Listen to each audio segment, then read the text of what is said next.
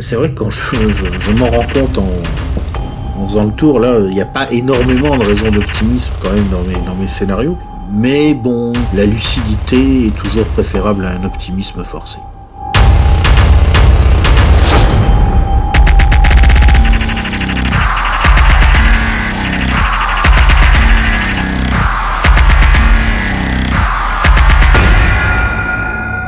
Je pense que Macron est très habile en communication politique. Il sait très bien attirer l'attention du public sur une chose pour en cacher une autre. C'est un prestidigitateur, le mec. Et il agit comme un illusionniste. C'est un illusionniste politique. Il sait très bien mimer une action pendant qu'il en réalise une autre. Et c'est comme ça qu'il peut, en quelque sorte, dissimuler sa vraie nature et dissimuler la vraie nature de ses actes. Mon objectif, c'est de le débiner, au sens particulier qu'a le mot, dans le petit monde des illusionnistes. Débiner un magicien, ça veut dire révéler son tour, révéler comment il fait son truc. Eh bien, pour ça, il faut que j'amène le lecteur de mon bouquin, si j'ai bien fait mon travail, à voir vraiment Macron, à le voir dans sa totalité, dans son entièreté, sans pouvoir se laisser duper ensuite par des petits mouvements que ferait Macron pour attirer l'attention sur un domaine pendant qu'il agit dans un autre domaine. Donc il s'agit de situer Emmanuel Macron par rapport aux vrais enjeux de son quinquennat pour pouvoir voir vraiment ce qu'il fait.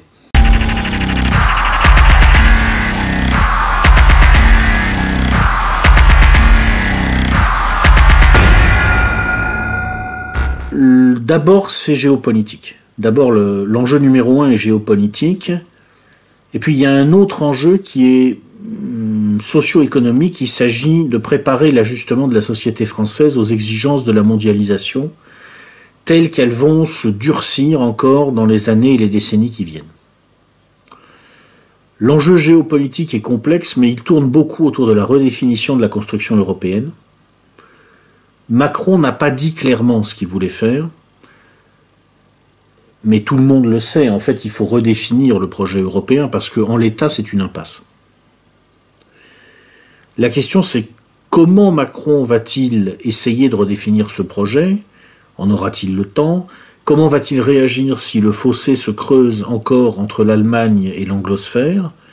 De quel côté dans cette situation Macron choisirait-il de se tourner? Ensuite, l'enjeu économique, il faut bien voir qu'on ne peut pas être à l'intérieur du libre-échange mondialisé avec une économie qui dégrade structurellement sa compétitivité, du fait, entre autres choses, d'ailleurs, du vieillissement de la population. Donc ça, dans l'esprit technocratique de Macron et les gens qui travaillent avec lui, ça veut dire qu'il va falloir raboter un sacré coup le pouvoir d'achat des classes moyennes. Tout simplement parce qu'il n'y a plus rien à prendre aux classes populaires.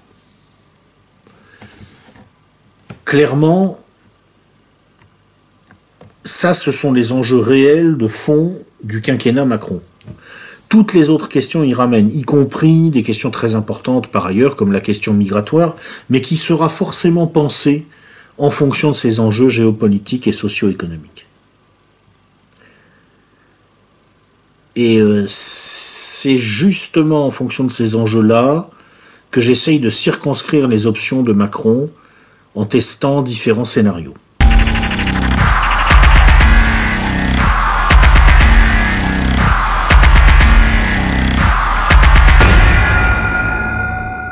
Donc, je pars du principe que 3 facteurs externes vont déterminer les conditions du quinquennat. Ces 3 facteurs externes correspondent, 1, à l'hypothèse d'un resserrement monétaire qui peut être plus ou moins violent. On ne peut pas rester encore très longtemps dans la politique actuelle d'argent gratuit. Tout le monde est d'accord avec l'idée qu'il va falloir opérer un resserrement. La question c'est, est-ce que ça sera un resserrement doux ou un resserrement dur? 2, l'éventuelle explosion de la zone euro. Il y a une probabilité non négligeable pour que ça arrive. Par exemple, si les législatives italiennes se passent mal pour les européistes dans quelques mois. 3, la guerre, une grande guerre. Il y a beaucoup de zones dans le monde aujourd'hui qui peuvent servir de point de départ à une guerre majeure. Il y a la Corée, il y a la mer de Chine, il y a le Moyen-Orient, il y a la Corne de l'Afrique, il y a l'Europe de l'Est, avec en particulier la question des pays baltes, de l'Ukraine et de la Crimée.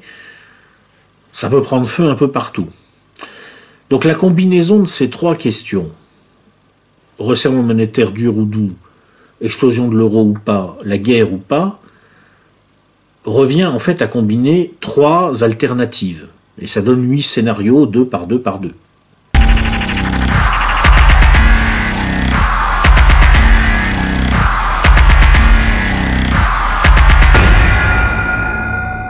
Donc le scénario le plus probable, c'est la mort douce, à mon avis. C'est-à-dire que c'est un scénario où il n'y a pas de choc externe, et donc les tendances lourdes de la société française continuent à produire leurs effets mécaniquement.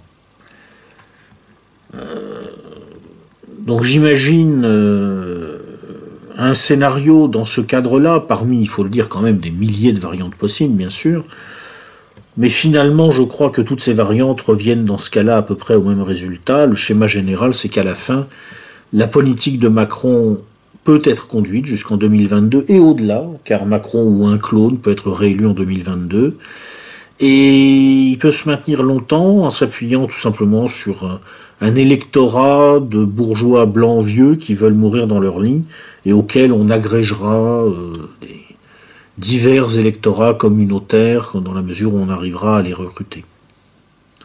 C'est un scénario absolument hideux, mais c'est comme ça, c'est la mort douce de la nation française.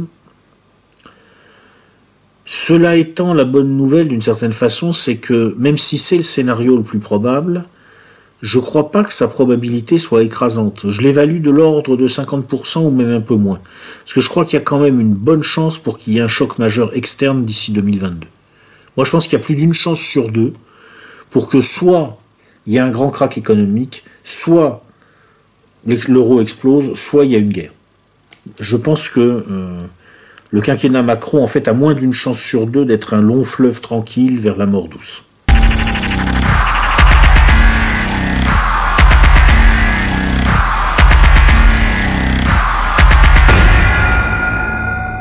Alors, les 7 autres scénarios n'ont pas du tout des probabilités comparables. Le scénario d'une refondation de la zone euro a évidemment quand même une probabilité beaucoup plus forte que le scénario de la Troisième Guerre mondiale. Je me suis amusé à calculer à partir d'hypothèses évidemment pifométriques la probabilité pour la Troisième Guerre mondiale pendant le quinquennat d'Emmanuel Macron, c'est de l'ordre de 1% à mon avis. Bon, revenons aux choses sérieuses. Le scénario de l'euro 2.0, donc là on a une explosion partielle de la zone euro qui est le point de départ de sa refondation sur des bases nouvelles. Donc là en l'occurrence dans la variante que j'ai illustrée, on va vers une monnaie vraiment européenne, ce qui n'est pas vraiment le cas de l'euro, qui n'est pas une vraie monnaie unique. Enfin, c'est très compliqué. Elle est unique de certains points de vue et pas de l'autre. Là, cette fois, c'est une vraie monnaie unique, une Einheitswährung, comme disent les Allemands, c'est une monnaie d'unité, mais elle est complétée par des monnaies régionales qui permettent d'en limiter un petit peu les dégâts sur le tissu économique des pays fragiles. Alors on peut bien sûr être pour ou contre cette hypothèse, je ne prends pas parti là-dessus. Mon propos est uniquement de faire réfléchir sur les circonstances qui pourraient entraîner ce genre de refondation. Ensuite, on a le scénario de la grande spoliation. Donc là, on assiste, après un krach financier majeur, à la transformation du monde occidental en une sorte de dictature bancaire pour sauver un système financier qui est en faillite complète. Donc j'ai imaginé un enchaînement de faits parmi d'autres qui peut amener ce type d'évolution. D'abord, bien sûr, donc un krach monstrueux, c'est indispensable pour rendre possible ensuite le passage à la dictature, parce que il faut une situation, si vous voulez, où les populations sont en état de choc.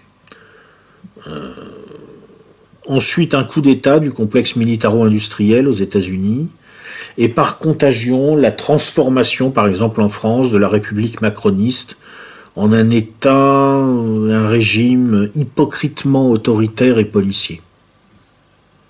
Et malheureusement, je dois dire que la probabilité de ce scénario assez terrifiant ne me paraît pas négligeable.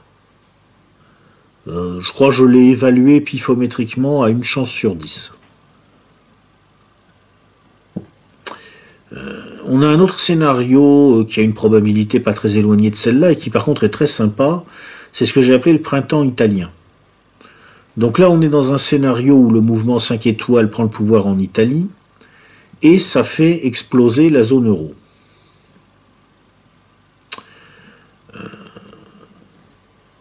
Alors l'Italie sort de l'OTAN et elle met l'Union européenne devant ses contradictions. Et alors, en fait, quand on y réfléchit, ça débouche sur des choses très intéressantes et très drôles. Et dans la variante que j'ai étudiée, ce qui est comique, c'est qu'à la fin du scénario, qui est a priori le moins européiste, eh bien, on va déboucher sur la constitution d'une véritable Europe. Parce que, comme on aura libéré en quelque sorte les peuples européens de la chape de plomb technocratique, ils vont inventer ensemble une Europe qui ne sera pas technocratique. Donc il y a des choses comme ça qui rendent quand même un petit peu optimiste dans notre nuit noire. Et puis bon, les 4 derniers scénarios, alors là, ce sont des scénarios beaucoup plus durs, parce que c'est des scénarios de guerre. Donc dans Mourir pour Riga, j'imagine un commandant en chef de l'OTAN en Europe qui organise une crise avec les Russes dans les États baltes. Il a comme but, en fait, de faire reconnaître par Berlin, Paris et Madrid la subordination complète de leurs troupes à l'OTAN. Parce qu'en fait, l'OTAN est un truc assez bizarre et moins contraignant qu'on ne le croit généralement. Et ce général voudrait bien que ça devienne vraiment contraignant parce qu'il a un petit peu peur de voir émerger une défense européenne un peu trop indépendante des États-Unis. Le problème, c'est que ça dérape. C'est-à-dire qu'il voulait fabriquer une petite crise avec les Russes, mais bon, les Russes ne sont pas connus pour leur sens de la mesure, et donc, problème. Dans le dérapage incontrôlé, là je teste autre chose. Donc j'imagine que pour se faire réélire en 2020, Trump veut se fabriquer une bonne petite crise avec la Corée du Nord, histoire de prendre des postures bellicistes, n'est-ce pas, pour rallier des voix d'électeurs américains, qui ne brillent pas par leur finesse, d'où Trump d'ailleurs, enfin bon, passons. Et le problème, c'est que, eh bien, ça va pas non plus se passer comme prévu, c'est-à-dire que il y a un concours de circonstances totalement imprévisible qui va survenir. Kim Jong-un est malade, il est cancéreux, il devient paranoïaque, il surréagit. La CIA s'est trompée dans l'évaluation des capacités nord-coréennes et du coup, bing, le feu d'artifice commence. Alors là-bas, évidemment, vu la quantité d'explosifs qui sont accumulés, une fois que c'est parti, ça fait du dégât. Et donc je m'amuse à voir ensuite comment, bon, une sorte de guerre de moyenne intensité, hein, disons pas quand même le grand feu d'artifice, mais enfin un truc qui fait pas mal de dégâts déjà, en Corée, va changer la donne à travers l'Eurasie, donc ça se répercute sur ce qui se passe au Moyen-Orient, et de là dans la Corne de l'Afrique, et de là ça va changer les relations entre les États européens, ce qui fait que la crise de l'euro, qui survient à peu près au même moment, et dans un contexte qui n'est pas très éloigné de celui étudié dans le scénario Euro 2.0, eh bien, dans ce cas-là, elle va donner des résultats tout à fait différents. C'est-à-dire qu'une chose qui est assez fascinante quand on réfléchit à la façon dont fonctionne un monde multipolaire totalement intégré, c'est qu'en fait, le même phénomène se produisant à un endroit de la structure peut avoir des résultats très différents selon ce qui se passe à un autre endroit de la structure, par contre-coup.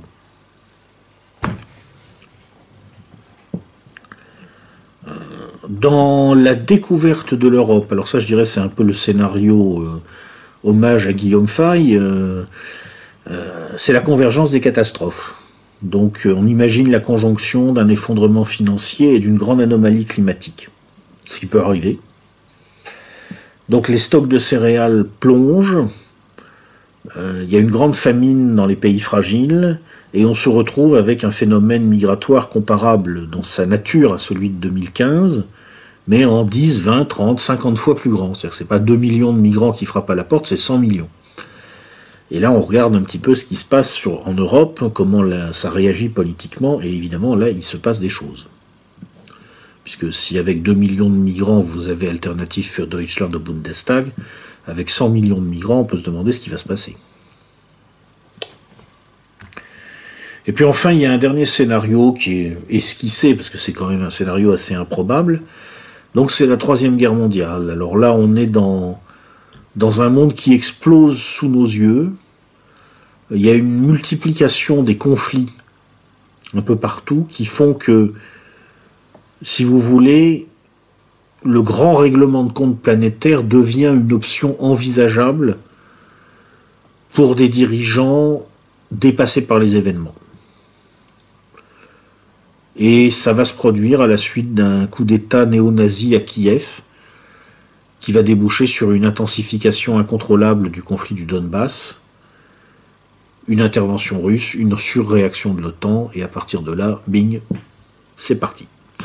Bon, c'est un scénario que je ne fais qu'esquisser, parce que, comme je l'explique dans le bouquin, mon opinion personnelle est que si on part dans cette direction-là, on est un peu dispensé d'évaluer la suite parce qu'il n'y en a pas, quoi. Bon.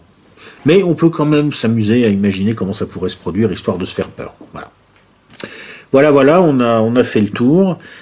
C'est vrai que quand je m'en rends compte en faisant le tour, là, il n'y a pas énormément de raisons d'optimisme quand même dans mes scénarios, puisque finalement sur les 8, il n'y en a qu'un seul qui est optimiste, c'est le printemps italien. Les 7 autres sont pessimistes à divers niveaux.